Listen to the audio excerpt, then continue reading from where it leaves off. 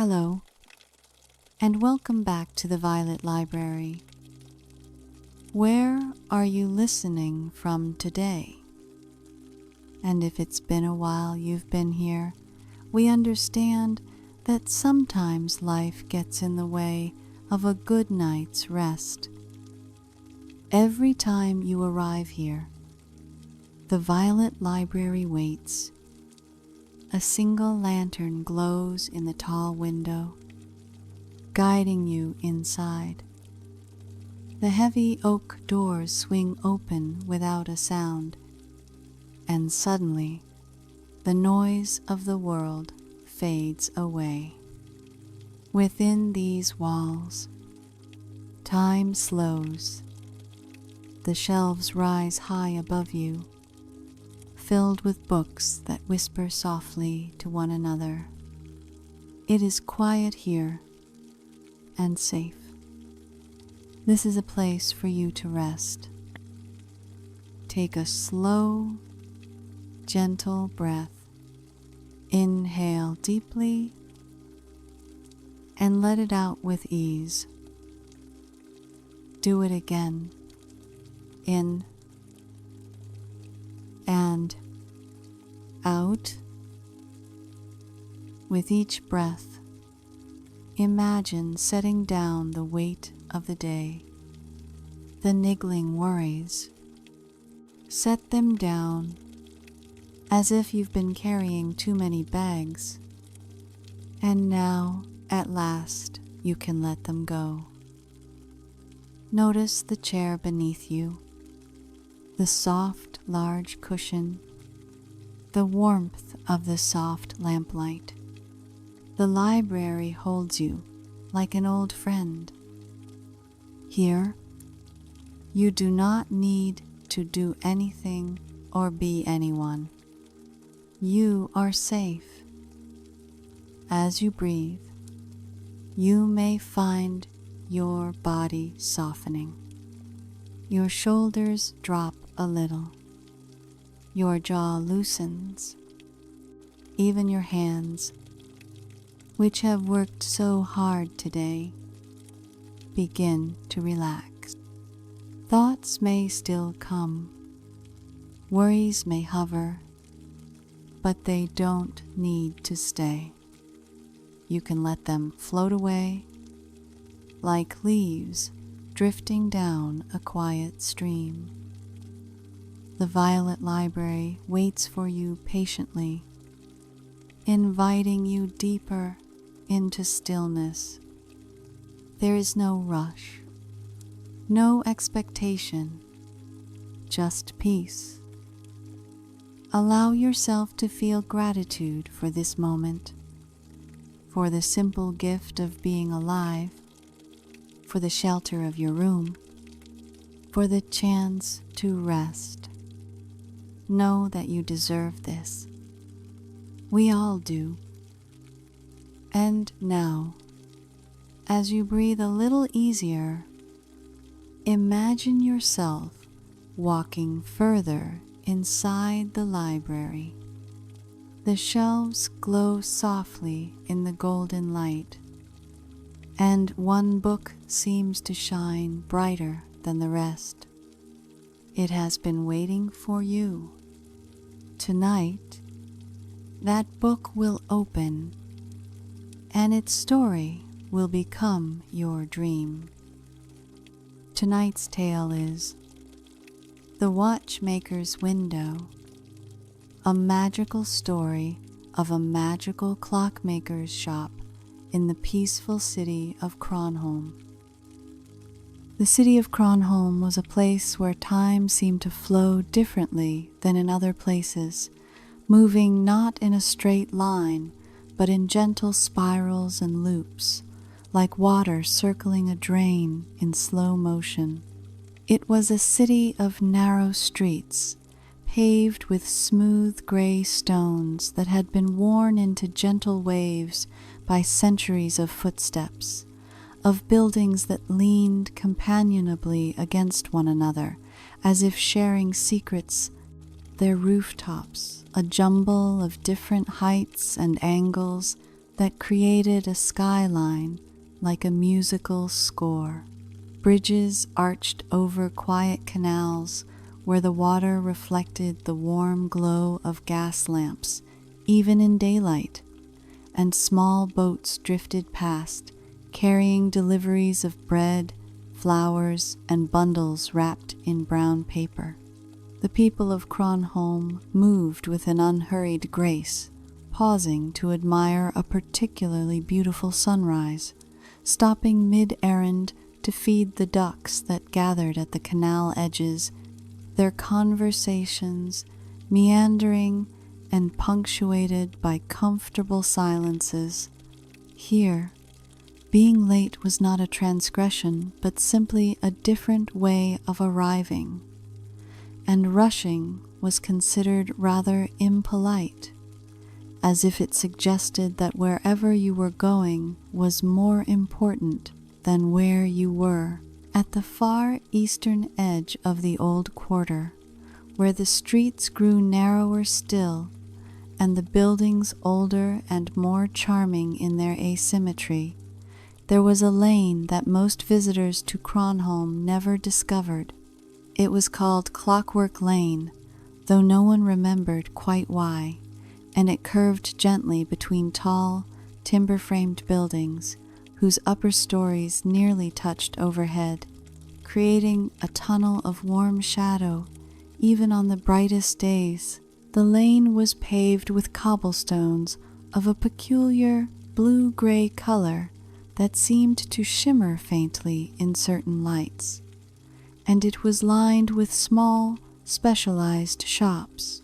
A bookbinder who worked only with leather dyed in shades of twilight, a seamstress who embroidered constellations onto silk, a chocolatier whose confections were rumored to taste of specific memories. At the very end of the lane, where it opened onto a small, circular plaza with a fountain in the shape of a sleeping swan, stood the watchmaker's shop. The shop was narrower than its neighbors, barely wider than a doorway, but it extended back into mysterious depths, and its facade was painted a deep, midnight blue that seemed to absorb light rather than reflect it. The door was made of dark wood, polished to a mirror shine, with a brass handle shaped like a crescent moon, and above it hung a sign that swayed gently in breezes that didn't seem to exist anywhere else. The sign bore no words, only an image. A pair of hands, elegant and long-fingered, holding between them a pocket watch that hung open, its face showing no numbers, only a spiral of stars. But it was the window that drew the eye and held it captive.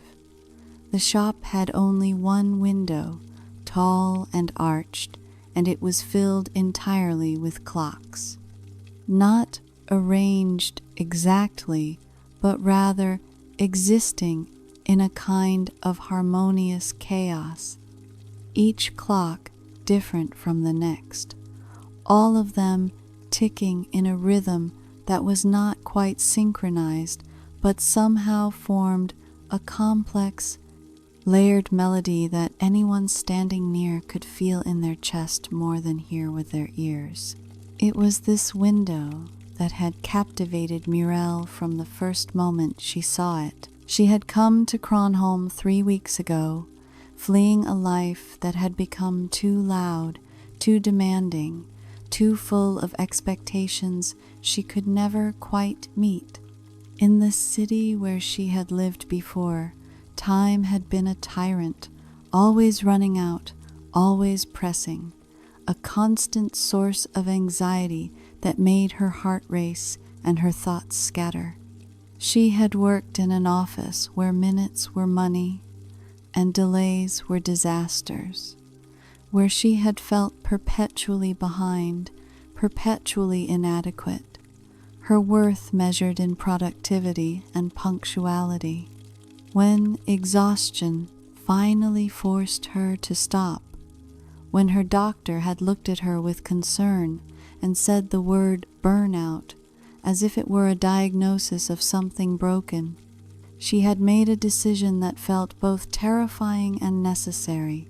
She had resigned, packed a single suitcase, and bought a one-way ticket to Chronholm, a city she had read about in a travel book, a place that promised slowness, gentleness, and the radical notion that time could be a friend rather than an enemy.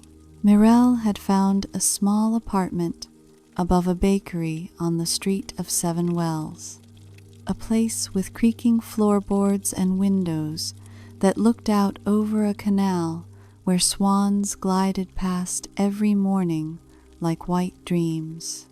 She spent her days walking the city's winding streets, learning its rhythms, teaching her body to move more slowly, to pause, to breathe without counting the breaths. It was on one of these wandering walks that she discovered Clockwork Lane, and the moment she saw the watchmaker's window, something inside her went quiet and still, like a bird settling onto a branch after a long flight. She stood before it for what might have been minutes or might have been hours. Time felt negotiable in that spot, simply looking at the clocks.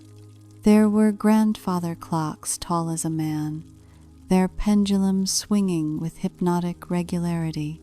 There were mantel clocks carved from dark wood and inlaid with mother of pearl, cuckoo clocks with tiny doors that opened to reveal birds made of painted wood and real feathers, pocket watches hanging from chains of silver and gold, wrist watches with leather bands worn soft with age, and strange, fantastical timepieces that seemed to have too many faces or hands that pointed at symbols instead of numbers.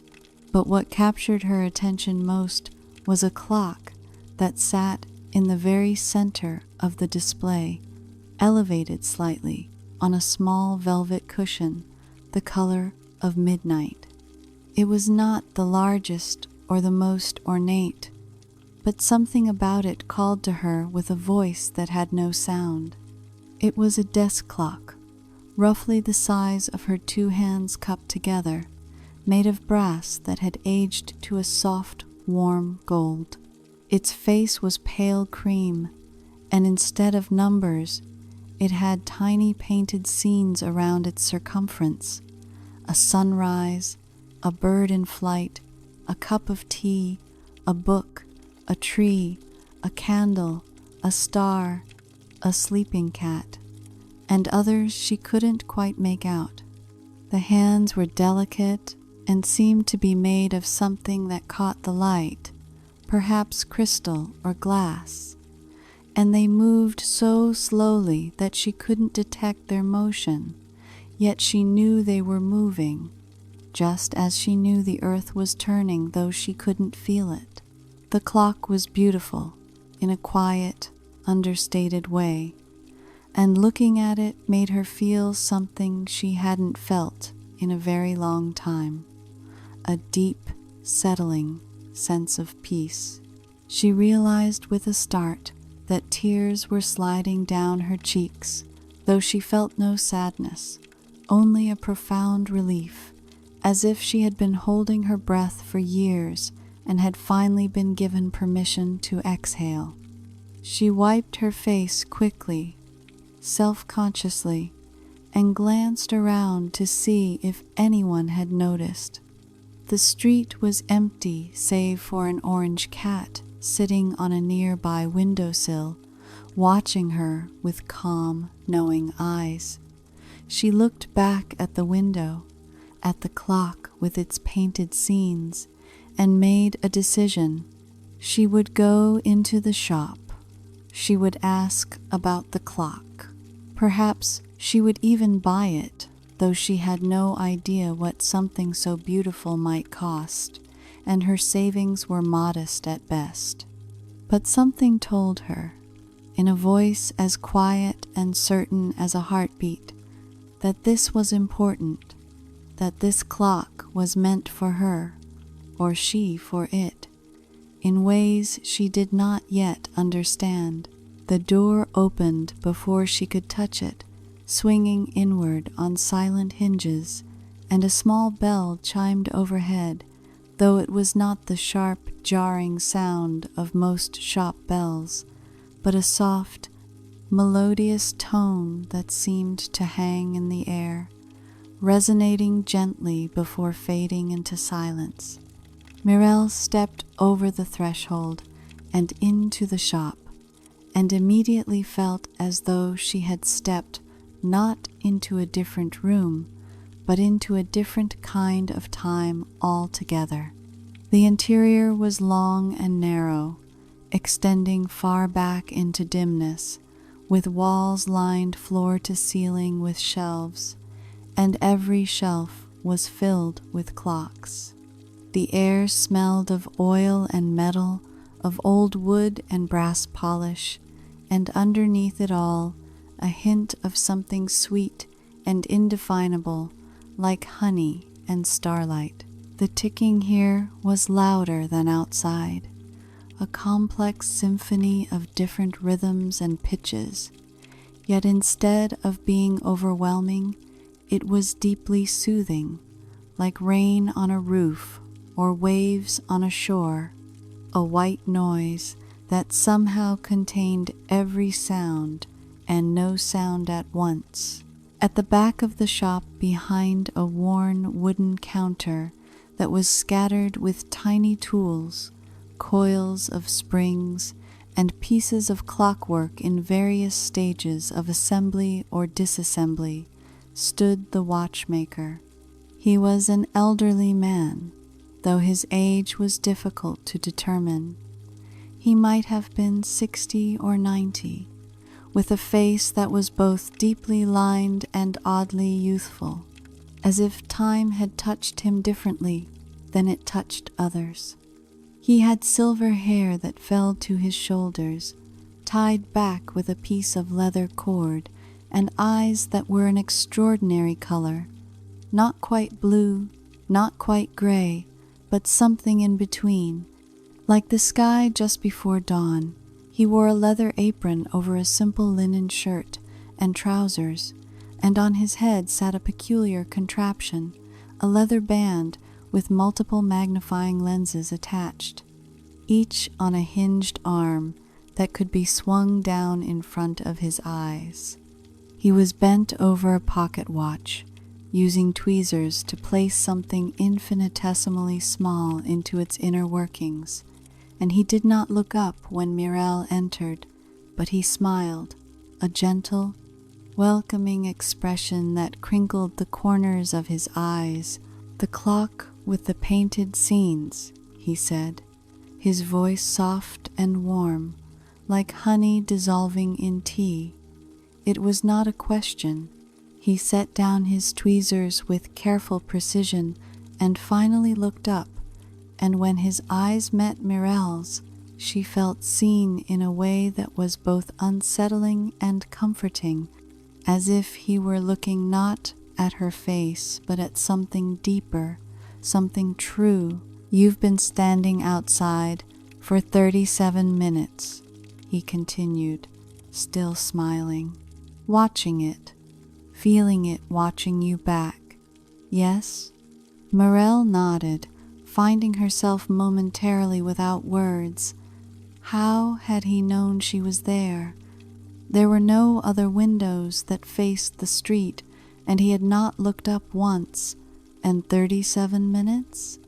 It had felt like 5, or perhaps 50. She no longer trusted her sense of time. "I'm Aldous," the watchmaker said, lifting the hinged lenses up onto his forehead, where they sat like a strange mechanical crown.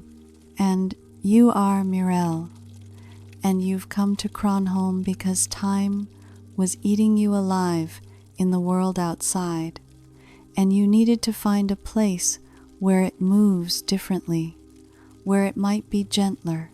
Am I correct?" His tone was kind, without a trace of judgment or presumption, and somehow his knowing these things did not feel like an invasion, but like a recognition, a confirmation. Mirelle nodded again, and this time she found her voice. "How do you know all that?"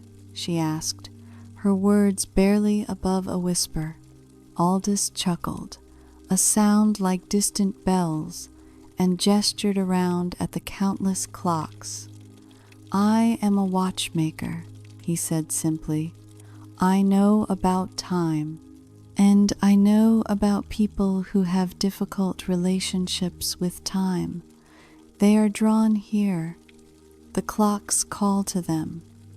Your clock has been waiting for you for quite a while now." He moved from behind the counter with a grace surprising for his age, walking to the window with steps that made no sound on the wooden floor. He reached into the display, and Mirelle noticed with a small shock that he reached through the glass as if it were water or mist, his hand passing through without breaking it, and lifted the brass clock from its velvet cushion. He carried it back and placed it gently on the counter between them. Up close, it was even more beautiful. The painted scenes around its face were exquisitely detailed, each one a tiny masterpiece, and the brass casing was engraved with delicate patterns that looked like vines or perhaps musical staffs. "This is not an ordinary clock," Aldous said, and there was a solemnity to his voice now, a weight. "None of my clocks are, really, but this one especially. It does not measure time in the way you are used to. It measures something else, something more important." Aldous gestured for Mirelle to sit on a tall stool beside the counter, and he sat on his own stool on the other side, the clock between them like a small, glowing hearth. He folded his hands and looked at her with those dawn-colored eyes, and when he spoke, his voice had the quality of someone beginning a story that was very old and very true. "We think of time as a river, flowing in one direction, carrying us from birth to death, and we try to swim against it or race with it, and we exhaust ourselves in the effort. But time is not a river. Time is more like a garden, and each moment is a different flower. Some moments are meant to be brief, a morning glory that blooms for a single day. Others are meant to last a tree that grows for centuries. We make ourselves miserable, trying to make all moments the same size, the same speed. We try to rush the slow moments and stretch the fast ones, and we lose the ability to simply be in whatever moment we are in. He placed a finger gently on the clock's glass face, pointing to the painted scenes. "This clock does not measure hours or minutes. It measures moments of presence. See these images? Each one represents a different quality of being. The sunrise is the moment of beginning, of fresh starts. The bird in flight is the moment of freedom, of release. The cup of tea is the moment of comfort and warmth. The book is the moment of learning or story. The tree is the moment of growth and strength.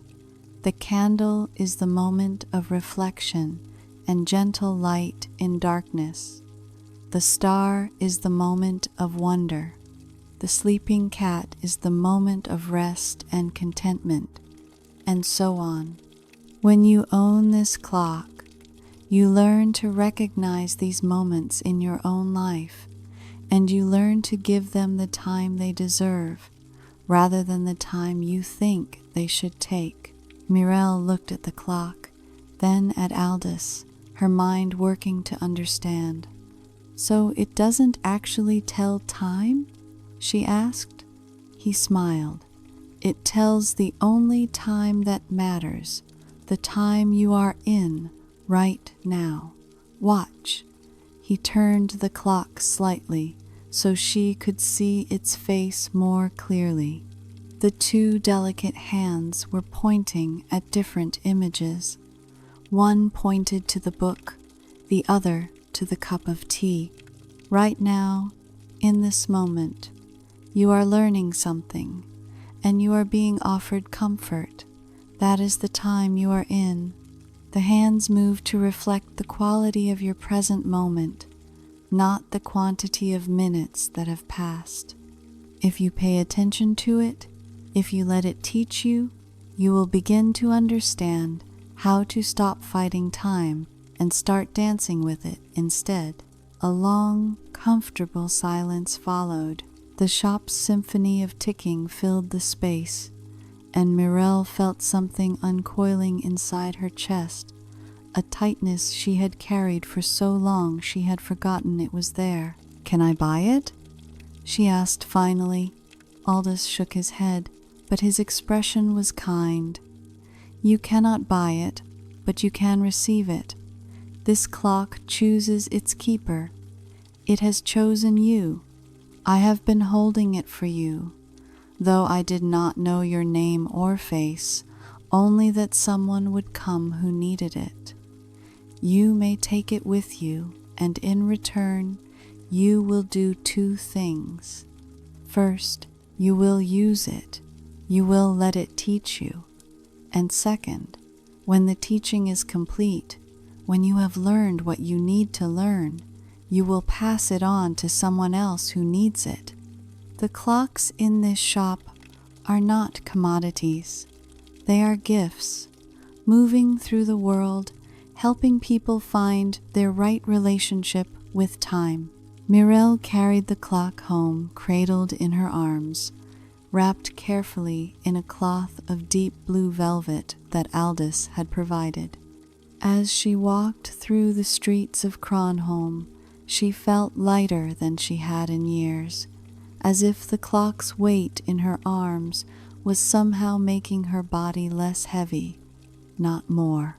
Back in her small apartment, she placed the clock on the table beside her bed, positioning it so that it would be the first thing she saw upon waking and the last thing she saw before sleeping. That night, as she lay in the gentle darkness, listening to the distant murmur of the canal and the soft sounds of the city settling into rest, she watched the clock's hands move slowly from one painted scene to another. They moved to the candle reflection and gentle light, and she understood that this was indeed what she was doing, lying here in the quiet, thinking about her life, about how she had come to this place and this moment. The next morning, she woke to pale sunlight streaming through her window and bird song outside. The clock's hands pointed to the sunrise new beginnings. She lay there for a long time, not rushing, simply noticing the quality of the light, the softness of her pillow, the way her body felt rested in a way it had not felt in months. Eventually, she rose and made herself tea, and as she sat at her small table, cup cradled in her hands, watching steam rise in lazy spirals, she glanced at the clock. The hands had moved to the cup of tea, comfort and warmth. She laughed softly, delighted by the correspondence, and something in her began to shift, a subtle recalibration of attention. She was not just drinking tea to caffeinate herself for a day of tasks. She was in a moment of comfort and warmth, and that was enough. That was everything. Over the following days and weeks, Mirelle began to structure her life, not around the clock on the wall or the schedule in her mind, but around the moments the brass clock revealed to her. When its hands pointed to the book, she would read not as a task to complete or information to acquire, but as an act of being present with story and language. When they pointed to the bird in flight, she would walk to the canal and watch the swans, feeling her own sense of freedom expand. When they pointed to the sleeping cat, she would rest without guilt, understanding that rest was not laziness, but a necessary moment of contentment. The clock never pointed to moments she was not already in or about to enter. It simply named them, honored them, made her conscious of their particular quality so she could inhabit them fully, rather than rushing through them towards some imagined future moment that would be better or more important. She began to notice that the chronic anxiety that had been her constant companion for years was loosening its grip. She no longer woke with a sense of dread or went to bed with a mind racing through all the things she had not accomplished. Instead, she woke to whatever the moment offered, sometimes sunrise, sometimes the cup of tea, sometimes the candle of reflection, and she met it with presence rather than resistance. Her body, which had been perpetually tense, began to soften. She slept more deeply. Her digestion improved. The headaches that had plagued her for years became less frequent, then rare, then absent. She was not doing more or being more productive in any conventional sense. In fact, she was doing considerably less, but she was being more fully, and that, she discovered, was the entire point. Autumn came to Chronholm in a gradual blaze of color, the trees along the canals turning shades of amber, copper, and deep crimson. The air grew cooler, carrying the scent of wood smoke and apples, and the light took on a golden quality that made everything look as though it were being viewed through honey. Mirelle had fallen into a gentle routine, though it was a routine defined not by clock hours, but by moments. She would wake with the sunrise moment, prepare tea in the comfort moment, walk through the city in the bird in flight moment of freedom, return home to read in the book moment, and so on. She had begun to recognize that the clock was not dictating her actions, but reflecting the natural rhythm of her own soul, a rhythm she had been ignoring for years in favor of external demands and expectations. She visited the watchmaker's shop several times. Though she never planned these visits, she simply found herself on Clockwork Lane when the moment felt right. Aldous always seemed to be expecting her, and they would talk for hours or perhaps minutes, time being what it was in that place about time and presence and the art of living. He told her about other clocks he had made, each one designed to teach a different lesson. There was a clock that ran backward, teaching its keeper that the past was not fixed, but could be reinterpreted and healed. There was a clock with no hands at all, only a face that reflected the keeper's own image, teaching that the present moment is always now, always this. There was a clock that chimed not on the hour, but when the keeper most needed to pause and breathe, teaching attentiveness to internal rhythms. Every clock is a philosophy made tangible, Aldous said. Every tick is a tiny meditation on existence. One particularly gray afternoon, when rain was falling in soft sheets and the canal water was dimpled with a million gentle impacts, Mirelle sat in the watchmaker's shop drinking tea that Aldous had brewed on a small stove in the back room. The shop was warm and dry, and the sound of rain on the roof blended with the ticking of the clocks to create a symphony of extraordinary beauty. "I have learned so much," Mirelle said quietly, watching the steam rise from her cup. "The clock has changed my life. I feel like I've remembered something I knew once, a long time ago, and then forgot. Something about how to be alive without fighting so hard." Aldous nodded, his silver hair catching the lamplight. "That is the nature of all true learning. It is not the acquisition of something new, but the remembering of something old, something we knew before the world taught us to forget." He was quiet for a moment, then said, "The clock has one more lesson to teach you, and it is the most difficult one. You will know when the time comes. The hands will point to a scene that is not on the face, or rather, a scene that exists between the scenes, an empty space.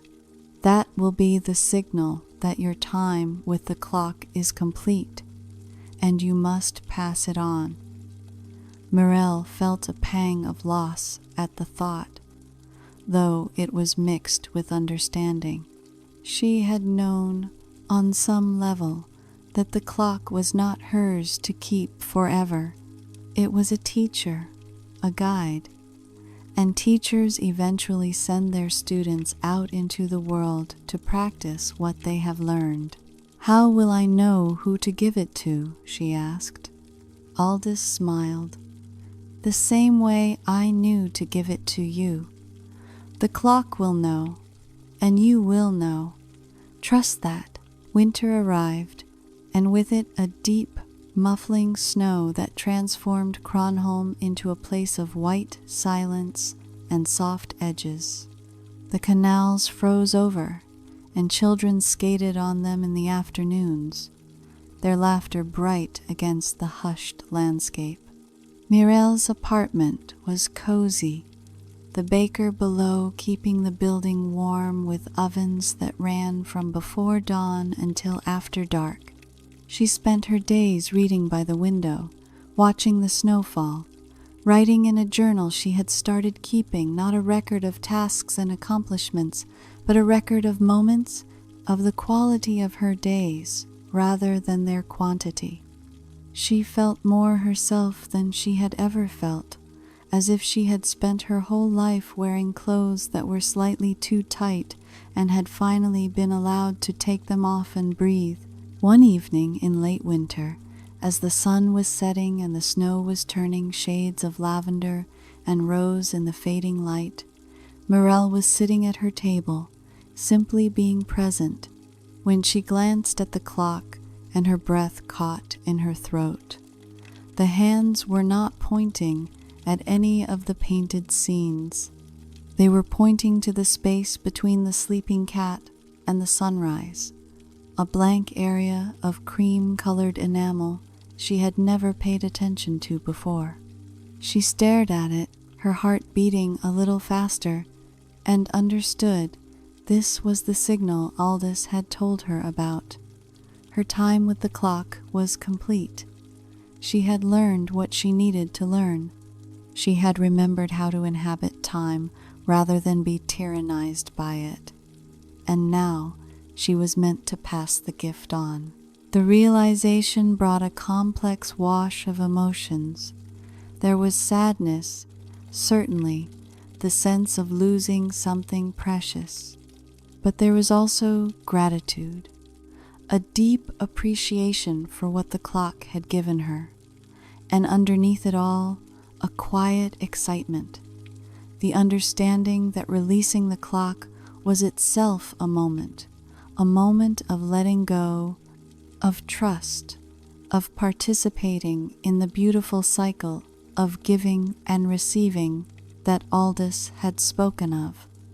She sat with these feelings, not pushing them away, allowing herself to experience them fully.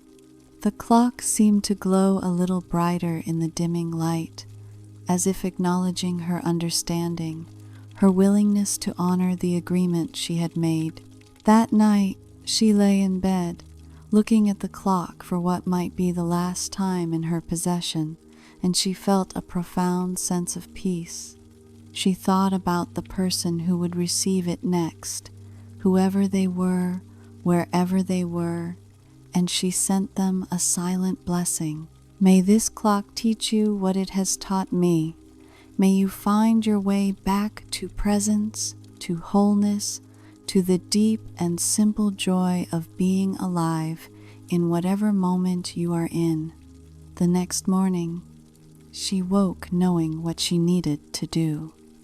She wrapped the clock carefully in its blue velvet cloth and made her way through the snowy streets to Clockwork Lane. The watchmaker's shop looked exactly as it always did, though Mirelle noticed details she had not seen before, or perhaps they were new. A small wreath of dried flowers and herbs hanging on the door, a symbol she did not recognize, carved into the lintel above, a sense that the building was older than old, existing somehow outside the normal flow of time.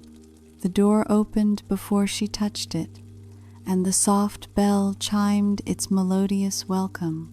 Inside, Aldous stood behind his counter, and he smiled at her with a mixture of pride and gentle sadness, the expression of a teacher watching a beloved student graduate and move on.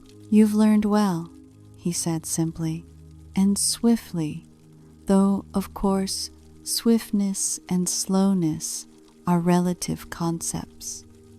Mirelle approached the counter and carefully unwrapped the clock, placing it on the worn wooden surface.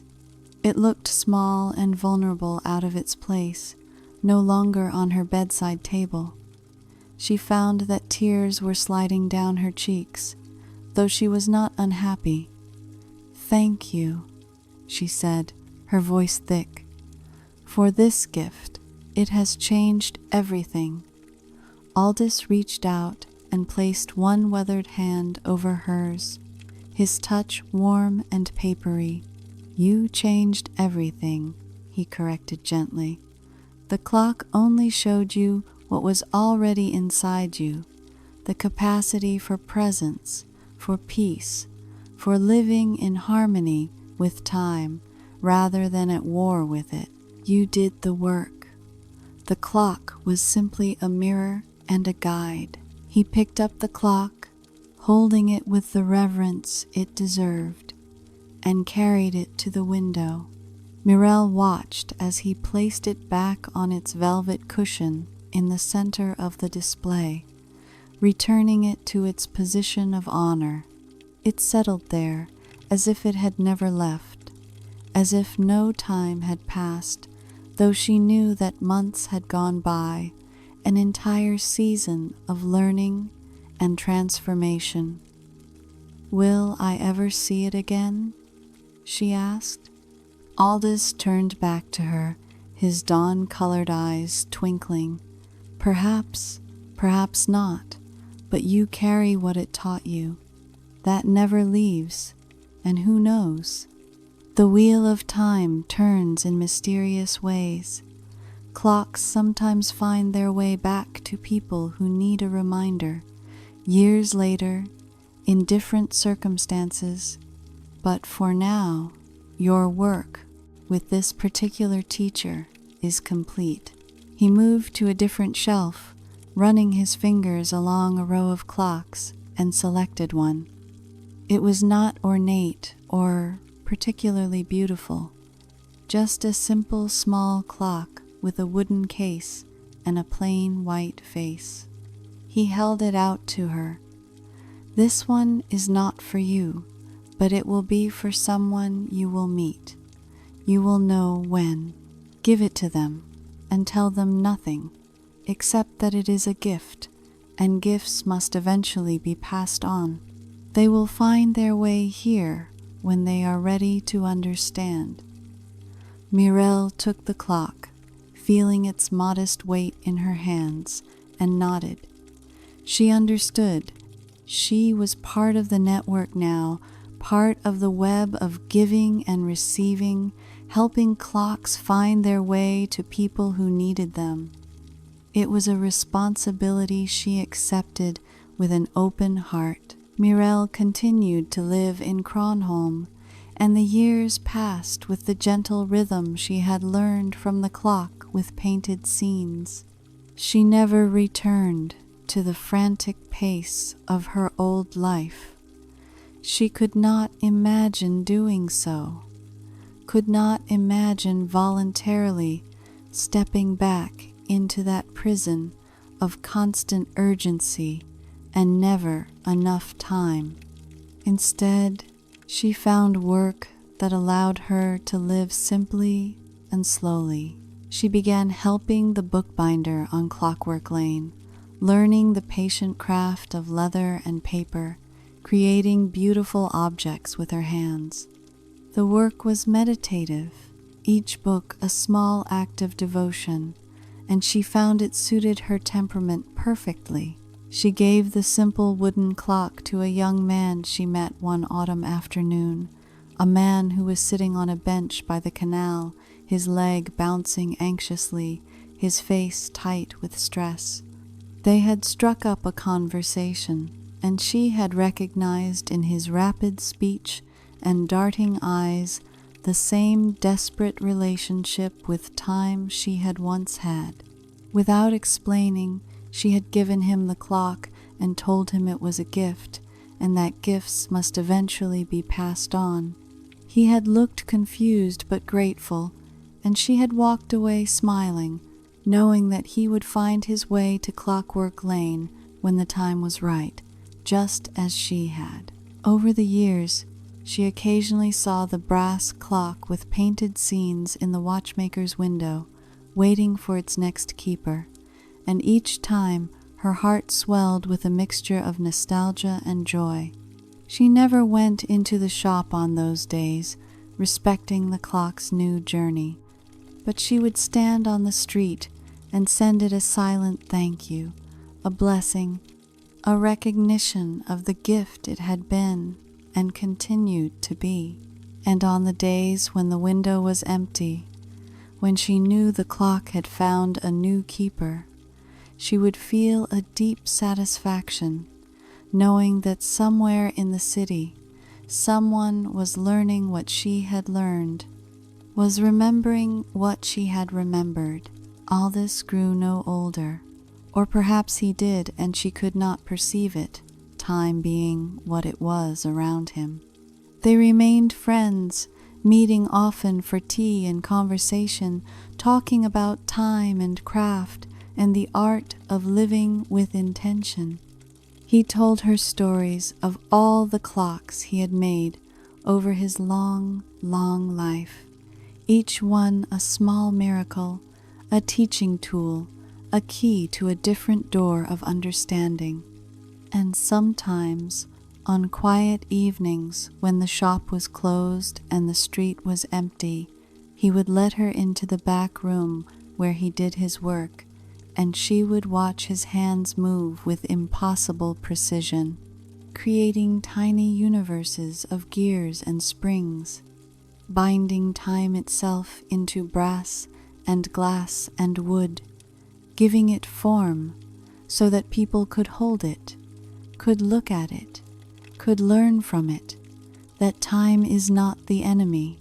Time is the stage on which we dance, the canvas on which we paint, the substance of existence itself. And when we stop fighting it, when we stop trying to control it or outrun it, when we simply move with it, moment by moment, breath by breath, we discover that we have been dancing all along, and the music is beautiful, and there is nowhere we need to be except exactly where we are, exactly when we are, in this moment, this perfect, irreplaceable moment, forever unfolding now. And so, my friend, The story of the watchmaker's window comes gently to a close. Here in the violet library, the book slowly closes, its glow softening as it returns to the shelf. The golden lamplight around you grows warmer, wrapping you like a blanket. You are safe. You are cared for. Take another slow, easy breath in and out. Let your shoulders sink deeper, your body heavier.